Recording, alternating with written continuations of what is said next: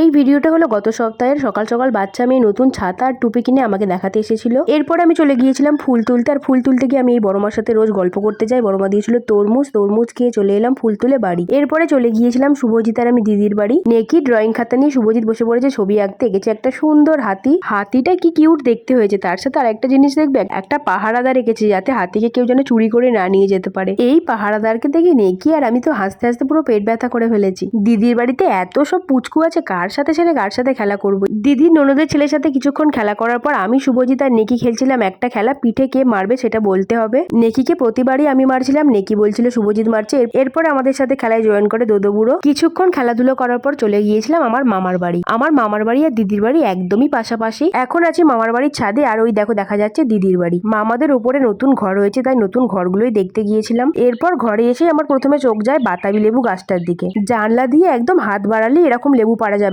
চেষ্টা করছিলেন লেবু পাড়ার, তবে এখন লেবুগুলো একদমই ছোট। এরপর আবারও চলে এসেছি সন্ধ্যাবেলা দিদির বাড়ি। এখানে হবে যাত্রা, তাই নেকি আমি দিদি আর শুভজিৎ যাবো যাত্রা দেখতে। নেকি রানী তো আমাদের এক ব্যাগ খাবার ভর্তি করে নিয়েছি, যাতে তার যাত্রা দেখতে দেখতে মুখটাও চলে। এরকম যাত্রা দেখতে বেশ ভালোই লাগে। আর যাত্রার নাম কি ছিল জানো? জন্ম দিয়ে জননী কাঁদে। 8:30 থেকে রাত 12টা অব্দি চলেছে যাত্রা।